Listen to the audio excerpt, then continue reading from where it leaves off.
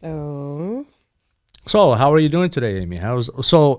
AKA the modern Cleopatra. that's me. Yes, and we can tell why. And that smile, once again, that smile. It's all about that smile. Thank you. See, there's a beauty, and then there's the hint of innocence. And when you put those two together, it becomes a deadly smile. Okay. So, Deadly combination. deadly and beautiful, and the hint of innocence is very attractive. So, Thank you. See, that's the way to compliment a woman. You know what I mean? If I hear that, I'll just be like, okay, hi. Now I want to get to know you. but that wasn't a compliment. Oh, I was just stating facts. Facts. You see? Right? See? If you want to see it as a compliment, that's on you. What the eyes present and what the eyes see as a blessing, the mouth just responds. So get used to that. I mean, let me let my head get a little big. Oh my goodness! Let me soak that in. You know, we don't do that enough. I get really shy, but I'm gonna accept that. I'm gonna accept that when I like it. Well, with over a dozen years of friendship, right? Mm-hmm. The ability to be open, completely open in a conversation, and just let you know that who you are. Sometimes we have to remind you who you are. And there's levels to your beauty, to your personality, to your character, and to your smile. So with that, I would like to know, how was your day today? Oh my goodness. I had a day. But you know what? It was very positive, and now I'm able to go back on schedule to things I wanted to do. So very nice. Yes. How was your day? My day, stressful with a lot of people that impose their negative energy. Okay. And we don't allow that here. However, you have to be able to tame that energy, put it aside, and continue going as if there's nothing wrong in this world. Absolutely. And the majority of the world will only see what you present to them. Mm-hmm. And they will assume that everything is just peaches and roses. That's our life. But that's not what it all is. No, it's not. And what we hold inside ourselves while we go through the struggle, the testament of existence, is what, I guess, refines us and creates the character that we become. And that character defines who we are as we move forward. Absolutely. I like that. So, with difficulty, comes direction. And with testament comes more knowledge. Mm-hmm. And, the road is sometimes not paved the way you want it to be paved. Isn't that life too? Right. I've learned that. Yeah, I would agree. I know in your case, you come out in heels and notice that the stones on the street are cobblestones. Mm-hmm. And you were not hoping for that. Mm-mm.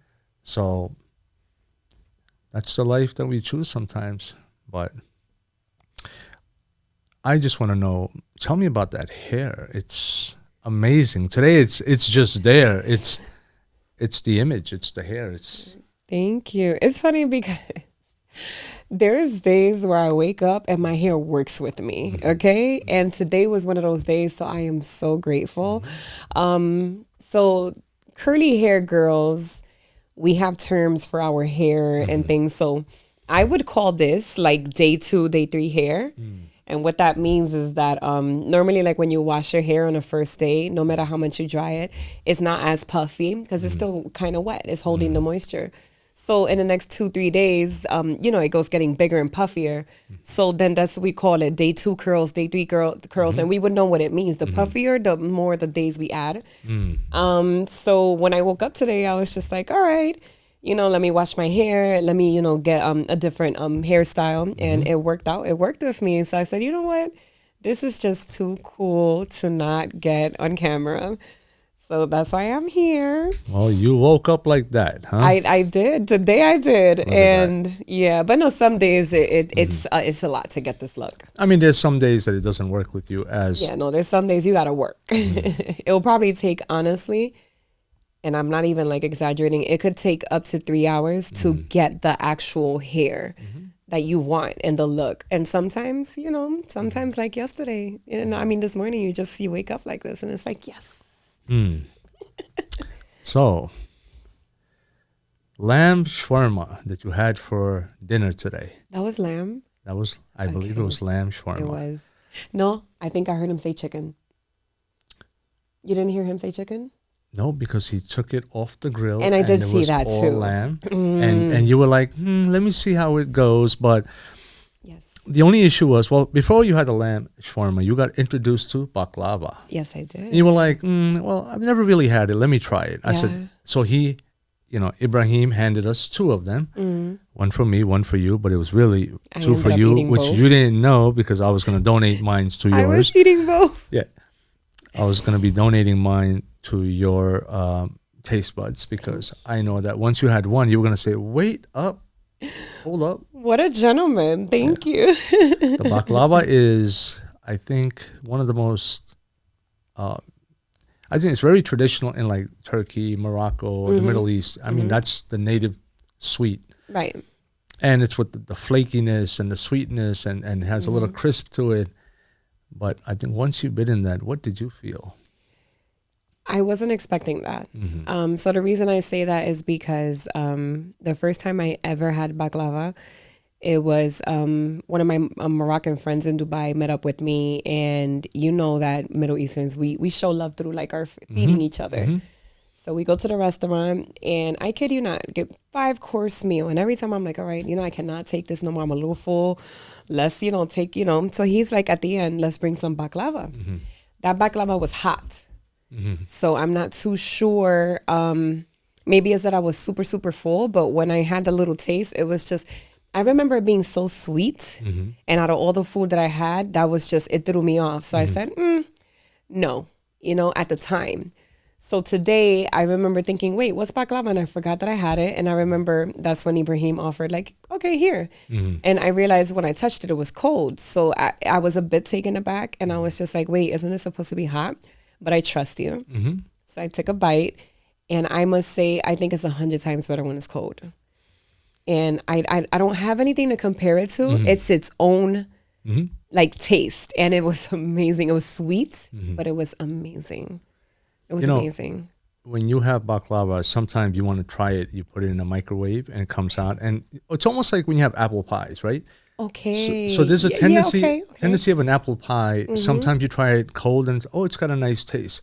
But then once to it. Yeah, and then once you heat it up, there's the cinnamon gets activated a little bit more and it gets a little bit warmer. And so that consistency, I guess, one day you'll try the baklava with a little hint of And an empty stomach would be great because, also remember it's just so sweet and the taste buds, you're eating the foods that are a certain flavored and you come and throw this extremely sweet.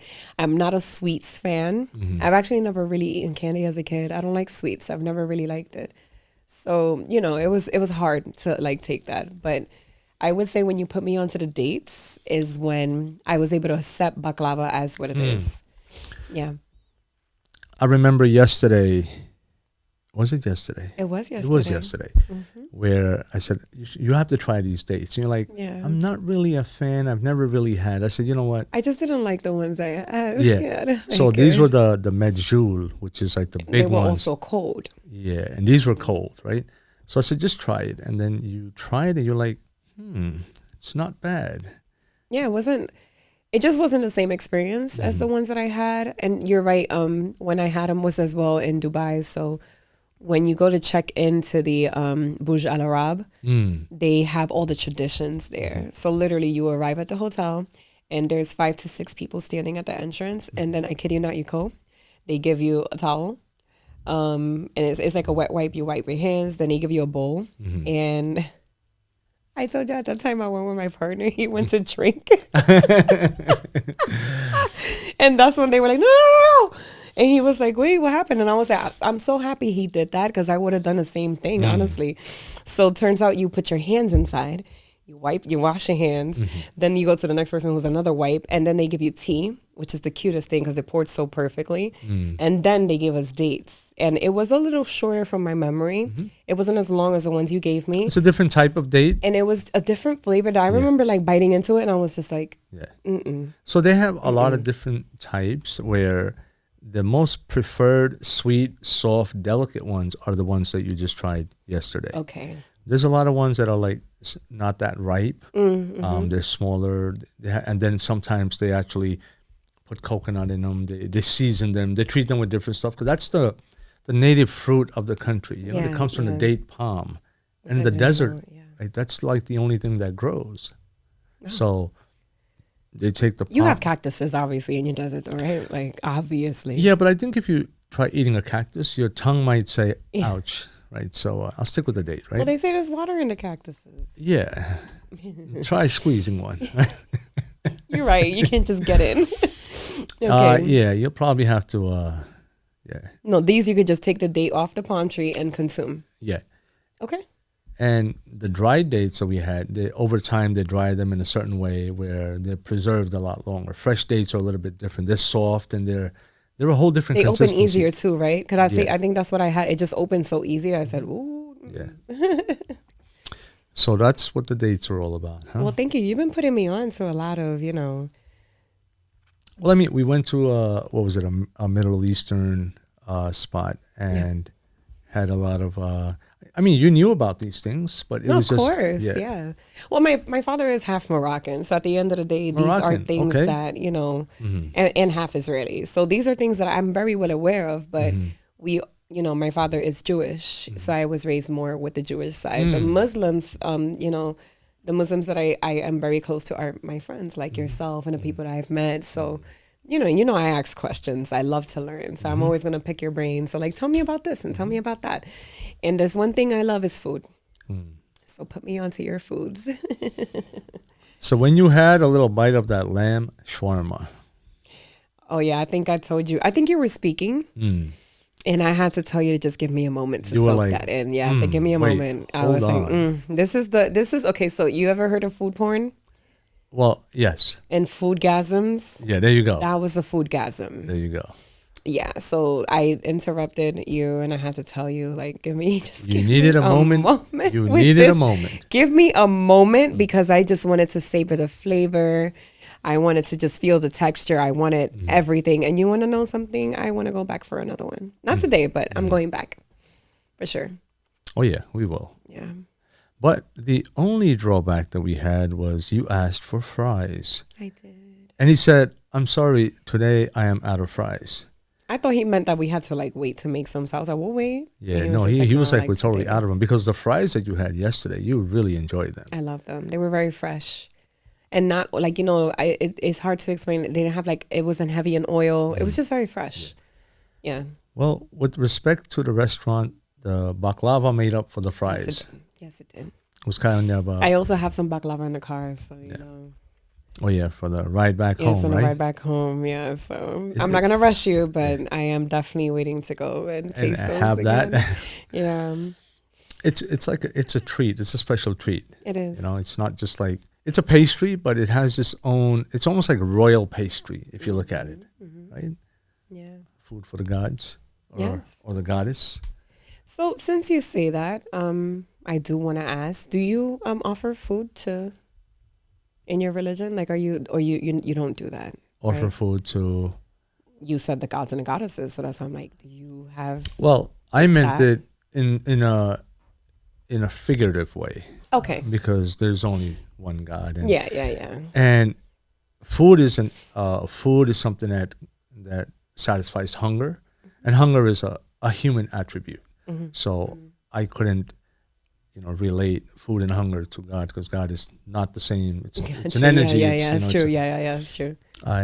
It would belittle the existence of God in that in that respect. So I will stay away from that. But no, I was just going off of what you said. So, but I get what you were saying. Yeah. But it didn't hurt to ask too. Well, I do know certain religions that do that. So But like I said, I'm always like learning and asking questions. So. Listen, the only way a person's gonna, expand their knowledge is by asking questions. Yeah. And, you know, it's important to ask. It's important to learn.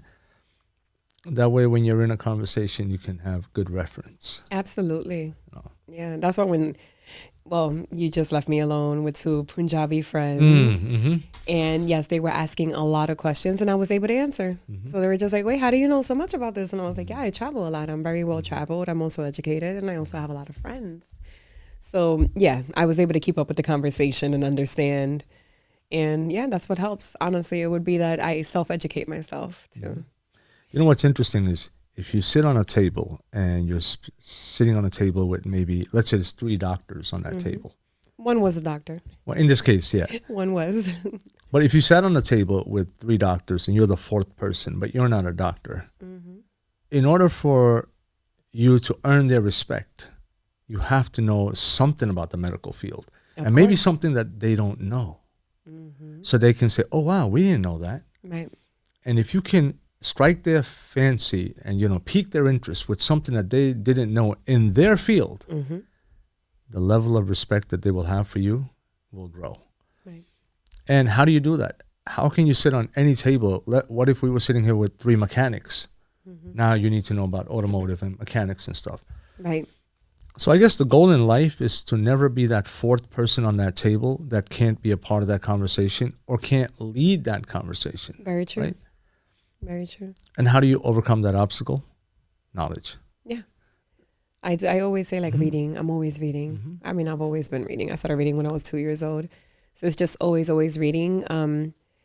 And I used to say that a lot of it is my education contributed, but it really wasn't that, honestly. I would say that it would be the traveling and living in the cultures and getting to know these people and seeing. Sometimes it's not about asking, but observing the things that they did and how they did it. And, you know, I've noticed that just like the Latin side of my family, the Middle Eastern is very, the 2 things we have in common is that love, you know, is shown through food. I've noticed that, and no one loves food more than I do. So, yeah. So I think that that's so beautiful. You know, I took a little while. I know I told you I took time off from pretty much everything, and my first trip when I was able to come back and feel like I want to interact with people again, I went to Dubai. And it was amazing because I did want to go to Paris too. Paris has my heart, but a lot of my friends were in Dubai at the time. So I was just like, fuck it, you know what I mean? Hey guys, going to Dubai, everybody flew, you know, and we all met up there. And it's just like the welcome, the love, you know, and I remember that one thing that I love about over there that I always have to even tell people here, you know, I made public what I was going through in the last 2 years. I don't want to hear anything about it. Don't bring it up. And people sometimes don't understand boundaries. Over there, they understood, but they also felt my pain. So rather than shun it away or act like it doesn't exist, I can see that they were showing their extra love by doing other things. It was the food. I noticed that one thing, that it was the food. It was I told you, my friend, we went out and he was just like, hey, you know, I hit him up. Do you have a minute? I'm going to go to the mall. And he's like, all right, cool. Then we went to restaurants and then literally 5-course meal.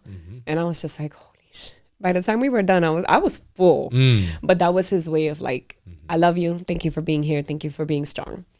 And I love that. Very nice. Yeah, it meant so much to me. And I came back super recharged, you know. So, and here we are. I'm back. I'm ready to work. Ready to take over the world, huh? Again. Yeah. I mean, I never stopped, but you know. I think with that smile, you don't have a challenge. No. Yeah. Thank God. It not only opens the doors. Grateful. Yeah. It not only opens the doors, it just keeps them open. Yeah. Yeah. I always say it's easy to get there, to get to the door. The point is keeping it open. And that's the hard part. And people don't seem to understand that. But I also believe that being good is what helps. Beauty can get you so far. But as you saw, bumped into a friend, very successful rapper, amazing man in what he does. I haven't seen him in years. And what's the first thing he did? Oh, shit. Let me get up. Let me show her some love. You know? And that says a lot because someone came in to see him personally. And he didn't get up. He was just like, oh, what's up? Hey, you know, took whatever he got from her. So that says a lot. There's a respect, you know, that it's not that so much that I require it, Mm-hmm. but it's given. So I give that respect back, you know? If people lived by that code of ethics, morality, we would be in a much better time and place. If only. Yeah, if only. But there's some of us that, you know, no matter what changes or what bullshit is trending or whatever's happening, some of us, you know, put on a smile and we keep keep going, going. and continue the day as Keep going. if Superman is out there and we gotta get it done, right? I mean, we, as far as I'm concerned, we are Superman. Well, you're Superman. Yeah, and you're You know. most definitely Superwoman. Yes. But I don't think there's any kryptonite that can affect you. I agree, because I would say, if there's any point in my life, because you know I went through a lot, you know I went through so much. If there's anything I could say that finally was just like, holy shit, it would be the passing of my twin. I would say that was my kryptonite, and it was easy to fall back and just say, holy shit. But when you have a love so superior and you have a connection so out of this world that when one of us leaves this world, you're never going to stop feeling it. You're never going to stop talking to each other, because even when we were not physically together, we have this thing that only we were, you know, twins would understand, siblings would understand. We were raised in the same womb, you know, so we know. And he just had this way of communicating with me that now when I needed him the most, and I remember like just steering a little away, and I was just like, oh my God, I'm never going to feel that again. I'm never going to see that again until one day, you know, you sit with that pain. You let it consume you. You let it swallow you up. You let it do it all to you. That's the only way you're going to get through it. Because the more you try to fight it, act like it's not there, ignore it, is the more it's going to. And I can honestly say, you know, with all due respect to your religion, I can understand how some people leave the earth too after they lose a loved one, because I know what that's like. But like I said, when you have love, and love really is the answer. When you have a love that's superior, that's the only way you're going to survive. And like the way but he's always said it. My brother has always told me he loved me. I can feel him. It's hard to explain. People who've been through it would know, but I feel him all the time. If any moment, I'm just like, I can feel him. I don't know how to explain it. I could never be able to tell you, because there's even times that I remember crying myself to sleep, and crying so hard that some days I felt like I wasn't going to make it. I wasn't going to get up. I would just say, hug me. Fuck, I need that. And my brother would hug me. I don't know how else to explain it, but I just felt it. You know, he's there. I feel him. And you can't tell me that, you know, there's not the other side that's there watching and guiding, because it's there, you know? Wow. So yeah, but that's superior love. That's next level love. That's love on 5D and above. That's something that, you know, you got to tap into yourself and know yourself before God allows you to feel that love beyond the veil. And I have that. So if I have something so beautiful that God gave me, regardless of how much I could yell at God and said, why did you take him away from me? God is only showing me like, but I never did. He just transitioned, never took him away. So that was deep. I'm able to sit here. I am able to tell you with everything in my heart that yes, I am in a beautiful place, but I had to allow the grief to do its thing. I did. And now I know. And look, God brought me back to where I started. God brought me my people that love me. You know, God is putting pretty much everybody, you know, like I said, I want to start a new project. And look, I'm not even asking. Look who's coming and saying, yeah, you starting this? All right, cool. Call me whenever you're ready. I'll be there. You know, I know there's people that got to pay thousands of dollars for certain features with certain people. They're coming to me like, yo, whenever you're ready, you know, but that's love. That's God. That's respect. And, you know. Well, thank you for sharing that personal note. I know you shied away for a long time because it's something that's so true to your heart and dear to your heart. And a lot of people won't understand it because they'll just give you, you know, some cheap words to try to help you get over it. So not to cut you off, but that's when I had to tell people like, don't talk to me. You know, you don't get to say, oh, my condolences. You don't get to say shit like that. That means nothing to me. You're not sorry. Don't say anything to me because you don't mean it. You don't understand. So thankfully, people respected my boundaries and people knew to leave me alone. And yeah, I mean, because honestly, how can you say that to someone, a mother that loses a child, a twin that loses her connection, you know, a father that loses his, how can you say my condolences or I'm sorry for your loss? You don't understand. So you don't have a right to. So, you know, now I need people to understand that it, not just me, but when it's other people, don't say those words because for whatever reason, a part of grief, there's anger. And yeah, things like that would only set someone off. But, you know, we have to also understand that what else in their limited capacity of trying to understand it or trying to relate to it, right?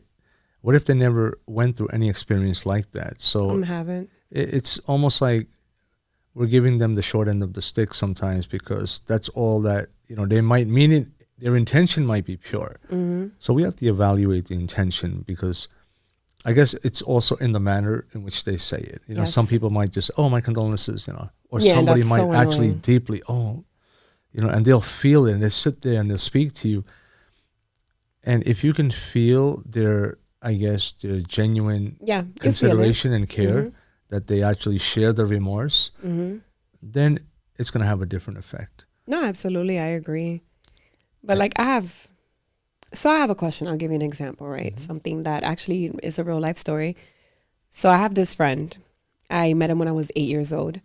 We're the type of friends that, you know, our older cousins, that in order for our older cousins who were dating, in order for them to see each other, they had to take the little cousins. And he was the little brother. So that's the only way they were able to see each other. So they'll leave us around to play while they made out, you know, so that's how him and I, you know, and then we grew up together, you know, like time went by, we grew up to the point that I'm an adult, I'm in my 30s and he's still around, you know? So when my brother passed away, I remember that he never reached out, never said my condolences, never said I'm sorry, nothing.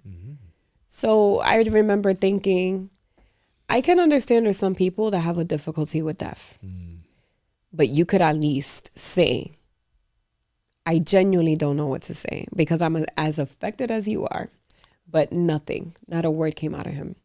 People stepped up that I didn't expect, you know? So I remember if it was probably months in, he sends me a message on Instagram and he says, I'm sorry. I've never been around death and I've never seen death. And all I could think of was, I don't give a fuck. That's not the proper response for that kind of a situation. Because I've known you since you were a child, a teenager, a man. I was there when your first child was born. I was there for every important situation in your life. The one moment that I actually need people, because we all know I don't need nobody. The one moment I need people, and your excuse is that, oh, I'm sorry, I just don't know how to deal with that. So a 30, 20 whatever years friendship is now ended because of that situation.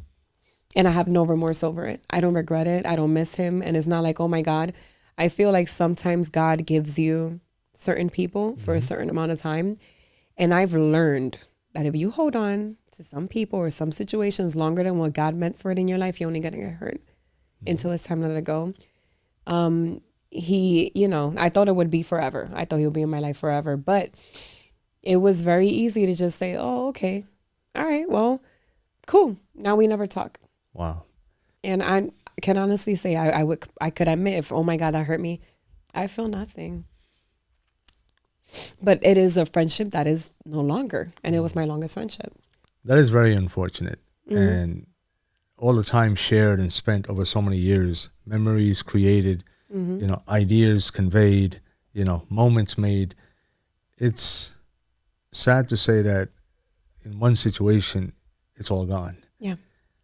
It's hard to even identify with a situation like that as an adult, to think that something could just be so, you know, shallow. Like how do you just like not respond to your biggest cry of your life, your biggest emotional setback? Right. I guess, as we can say, the time that you needed him the most. Yeah, it's true. I did. I can admit that. Yeah, and that is Very hard pill to swallow there. Very Yeah. hard. It's funny because you usually have an answer for everything, you know, my whole life. That says a lot that you don't even know what to say in a moment like that. That says a lot. Because I don't think there is an answer for that. There isn't. Yeah, Because that's how I feel. There isn't. there is nothing in this world that would allow me to find any reason that a person that you were so close to, you know, abandoned you That's what it was. at your most difficult moment. Right. So there is no justification. There's no answer to that. And it's like the only thing that I can compare in my life to what you went through is about 2.5 years ago. I lost my greatest love. Yeah. And this was my first love. And this was my best friend. And I was her best friend. Yeah. So, you know, you can imagine life without your dad or something. My dad passed away maybe a little bit over 3 years ago. Okay.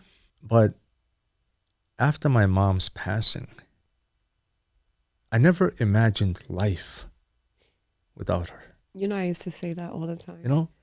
Like, what's life without him? What's life without, like, what? How do you say that? How do you look at that future? Exactly. And your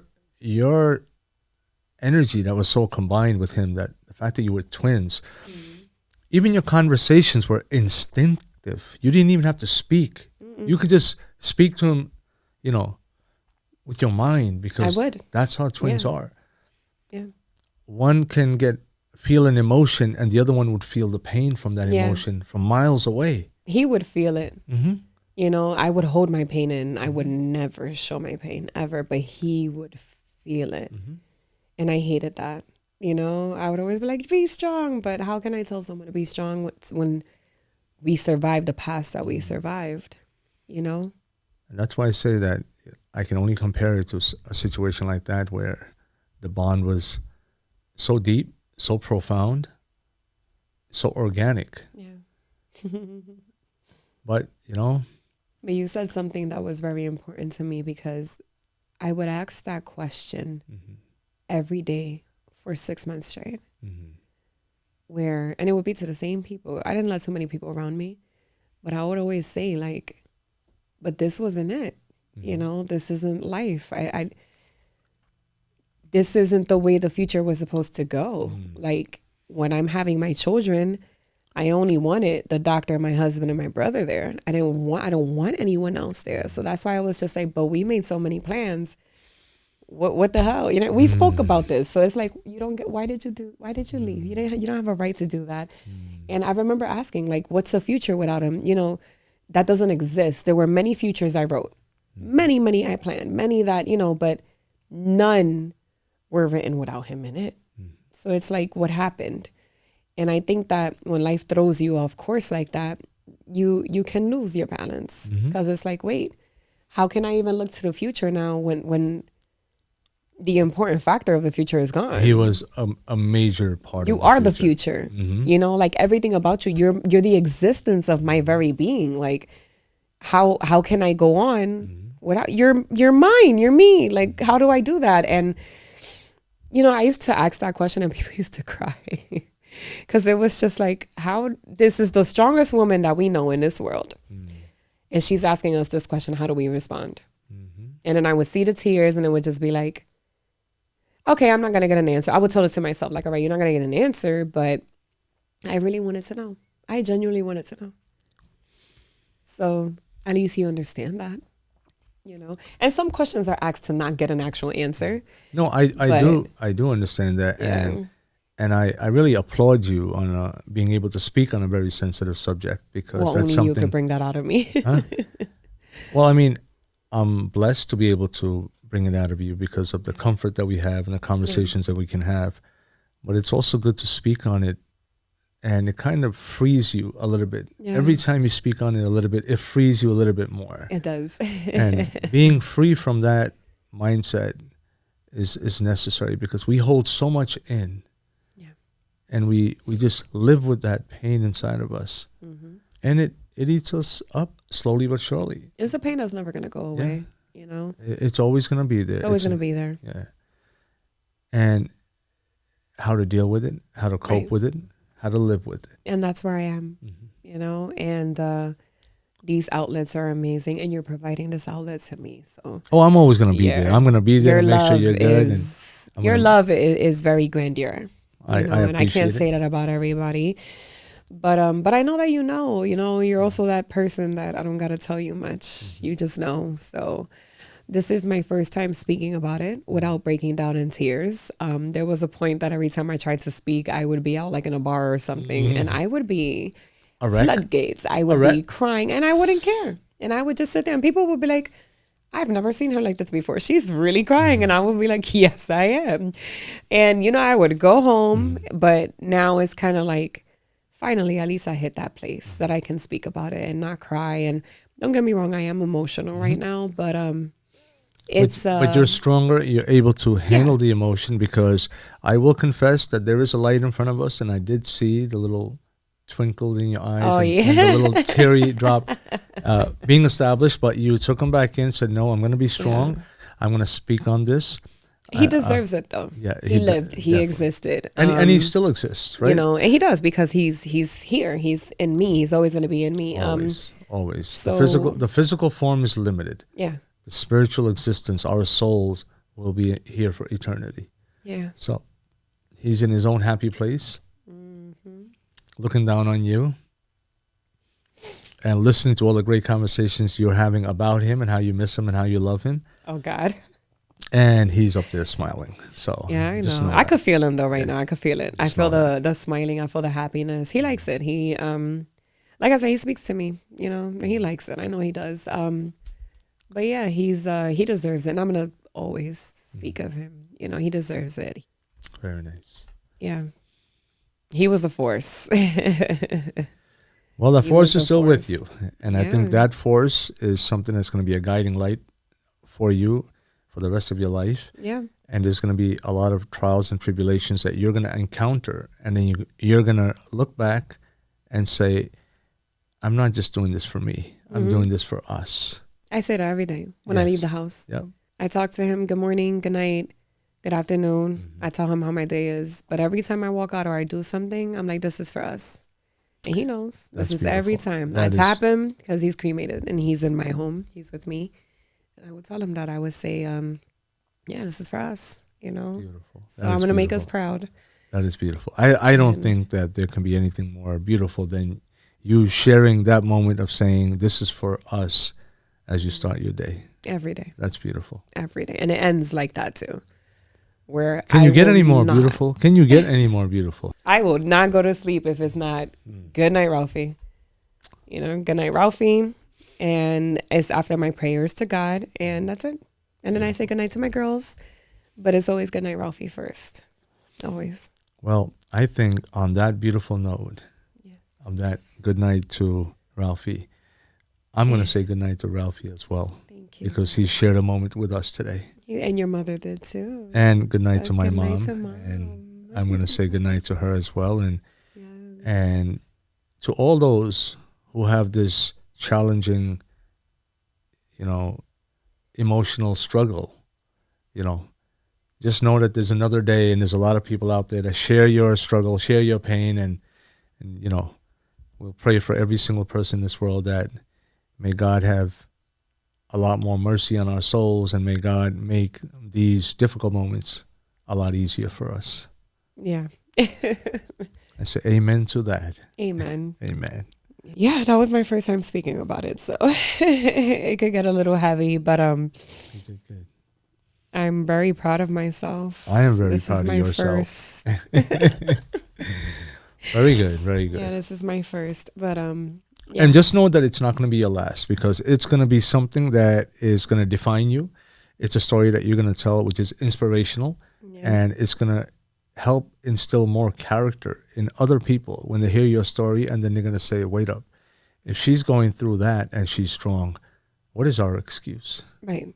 So your testament is going to become, part of their future story. So just know that it's important. They need to hear it. Yeah, I know. I just always knew when I was ready, I'll speak. I just didn't know When the it time would take me be. 2 years. Well, you you chose the know. right moment. Yeah. And I am thankful, and I'm blessed, and I'm fortunate to sit beside you and hear your story and speak on it for the first time. And I'm honored. I really am honored. So thank you. Thank you. Thank you for that Thank you for moment. listening. Ah, I'm all ears.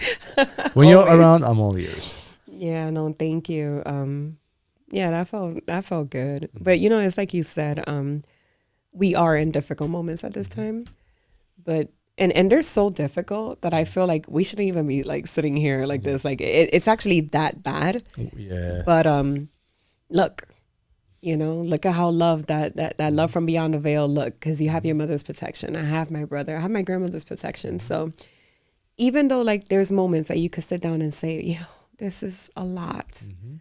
I always have to remember, like, there's some days too that I have to remember, like, wait a minute, this is a lot. Let me take a moment and let me give this up to God. Because right now I can't take this. And I can admit that. This is a lot. God, please. And, I speak to my ancestors and I say, please, my brother, this is a lot. And look, it's almost as if like you're just like gliding through the problem. The problem's there and you're working on it, but it's not as painful, or because I can see how some, the situations I've seen others go through and I've seen what it could do. I feel like we're sitting here very gracefully. And no matter how difficult it is, we're here. We're here. Yeah, and we're I here. think that's what's important. So yeah. And it's only going to get better. Yep. There's trials and tribulations in life, but there's always that's one of my favorite quotes, is actually in my yearbook. After every storm, there's always the sun. And even if the storm takes too long, you'll still get a glimpse of a rainbow. So. Yep. With every test, there's a testimony. There's. So, we're here. And we're here. That's what I meant. Well, Aimee, I want to thank you for sitting beside me and having this conversation. And it's a blessing. And the hair looks beautiful. In this light, in any light, it's nice and puffy. And, you woke up like this. I did. And that smile, which is it's a riveting smile that you have. And thank you. I can only be, I guess, grateful to be able to share this moment in time. And looking forward to many of these more moments. Same. So. Same. So until next time. Until next time. The modern day Cleopatra. And Mr. Ahmad Quasi. Oh, let's call him Mr. IMI. Mr. IMI. Mr. IMI. IMI. IMI, which stands for I am I. All respect to me is self-endowment, self-awareness, self-respect, self-preservation, the value of the self. Okay. So in a world where everybody wants to be somebody else, remember that the value of yourself is greater than all those combined. I agree. Good night.